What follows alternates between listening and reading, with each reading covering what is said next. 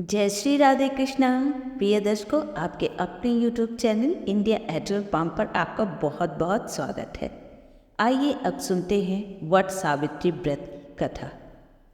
प्राचीन समय की बात है। भद्र देश में एक राजा राज्य करते थे जिनका नाम अश्वपति था। राजा अश्वपति के कोई संतान न थी। उन्होंने संतान प्राप्ति के लिए अनेकों तप यज्ञ आदि अनुष्ठान किए। मंत्रोच्चारण सहित प्रतिदिन 1,00,000 आहुतियाँ दी। कई वर्षों तक यज्ञ के पश्चात माता सावित्री प्रकट हुई। माता सावित्री के दर्शन पाकर राजा ने उन्हें दंडवत प्रणाम किया। राजा अश्वपति की भक्ति से माता प्रसन्न हुई और उन्हें संतान प्राप्ति का आशीर्वाद दिया। कुछ समय व्यतीत होने के उपरांत राजा के घर एक कन्या का जन्म हुआ।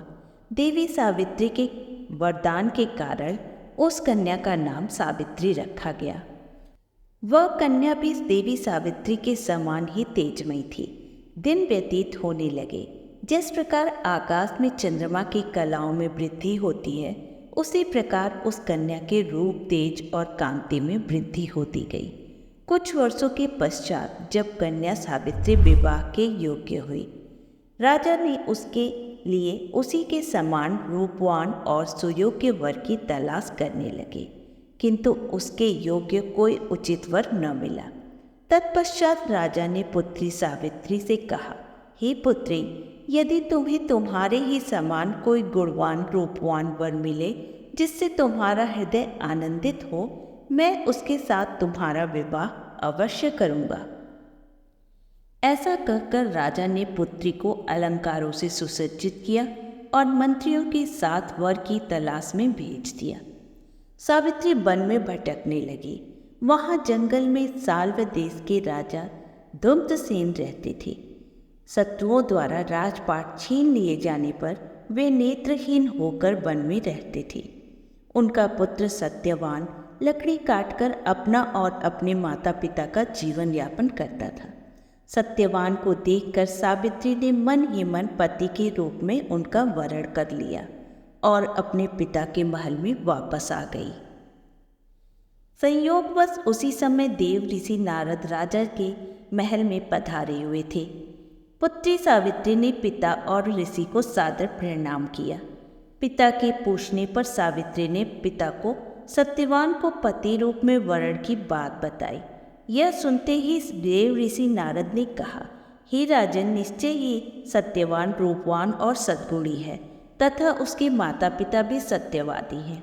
वह भी सदैव सत्य ही बोलता है, इसीलिए सत्यवान नाम से विख्यात है। हे राजन, निश्चय ही उसमें समस्त गुण हैं, किंतु वह अल्पायु है।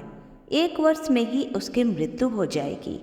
नारद मुनि की बात सुनकर राजा अत्यंत दुखी हुए और पुत्री को अन्य वर से विवाह का सुझाव देने लगे। इस पर पुत्री सावित्री ने कहा, हे पिताश्री, एक बार जिसे मैंने अपने पति रूप में वरण कर लिया, वही मेरा पति है। मैं किसी अन्य पुरुष के बारे में सोच भी नहीं सकती।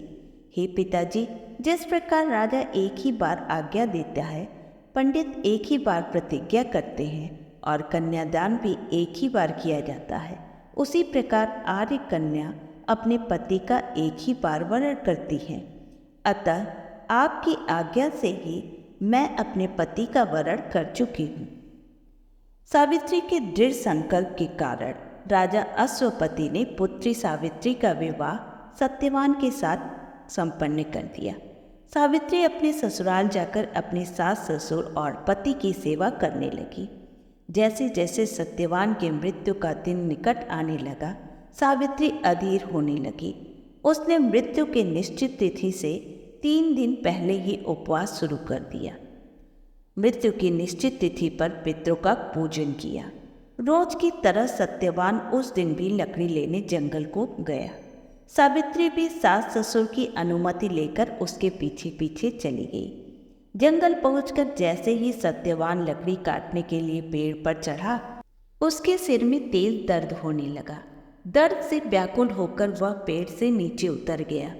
सावित्री को अपने भविष्य का भान हो गया।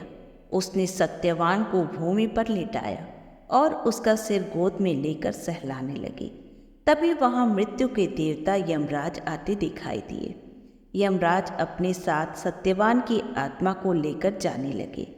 सावित्री भी उनके पीछे पीछे चल पड़ी। यमराज ने सावित्री को समझाया, मृत्यु अटल है, यही विधि का विधान है, तुम वापस लौट जाओ। किंतु वह नहीं मानी। उसने कहा, जहाँ मेरा पति होगा वहीं मैं भी रहूंगी, यही मेरा धर्म है। सावित्री की निष्ठा और पति परायणता को देखकर मृत्यु के देवता यमराज ने कहा, हे देवी, तुम धन्य हो, अतः मुझसे कोई वरदान मांगो। सावित्री ने कहा, मेरे सास ससुर अंधे हैं, उन्हें दिव्य ज्योति प्रदान करें। यमराज ने कहा, ऐसा ही होगा, अब लौट जाओ। किंतु अब भी सावित्री अपने पति के प्राणों के पीछे पीछे चलती रही। यमराज ने कहा, तुम मेरे साथ नहीं चल सकती, वापस लौट जाओ। सावित्री ने कहा, पति के साथ चलना ही मेरा कर्म है, मुझे इससे कोई आपत्ति नहीं है। यह सुनकर यमराज ने उसे एक और वरदान मांगने को कहा। सावित्री ने कहा, मेरे सास ससुर राज्य विहीन हैं, उन्हें उनका राज्य वापस मिल जाए। यमराज ने उसे यह वरदान भी दे दिया और वापस जाने को कहा। लेकिन सावित्री फिर भी यमराज के पीछे पीछे चलती रही। अब यमराज ने उसे तीसरा वरदान मांगने को कहा। इस पर सावित्री ने अपनी 100 संतानें और सौभाग्य का वरदान मांगा। यमराज ने यह वरदान भी सावित्री को दे दिया और जाने लगे। तब सावित्री ने यमराज से कहा, हे प्रभु, मैं एक पतिव्रता नारी हूँ और आपने मुझे पुत्रवती होने का वरदान दिया है। भला मेरे पति बिना यह कैसे संभव है? उसकी निष्ठा से यमराज प्रभावित हुए और यह तर्क सुनकर उन्हें सत्यवान के प्राण को छोड़ने पड़े। सत्यवान के प्राण को छोड़कर यमराज अंतर्ध्यान हो गए। सावित्री वापस अपने पति के पास आई, जहाँ उसके पति का मृत शरीर पड़ा था। सत्यवान जीवित हो गया। दोनों खुशी से अपने माता पिता के पास पहुँचे। माता पिता की आंखों को दिव्य ज्योति प्राप्त हो चुकी थी और शत्रुओं द्वारा छीना हुआ राज्य भी वापस मिल गया था।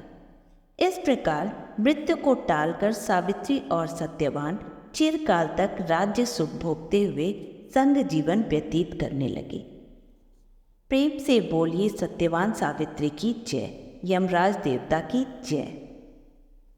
आशा करती हूँ हमारा यह प्रयास आपको अच्छा लगा होगा, तो प्लीज़ वीडियो को लाइक करें और चैनल को सब्सक्राइब भी अवश्य करें और बेल आइकन भी प्रेस करें ताकि मेरी आने वाली सभी वीडियो आपको समय पर प्राप्त हो। धन्यवाद।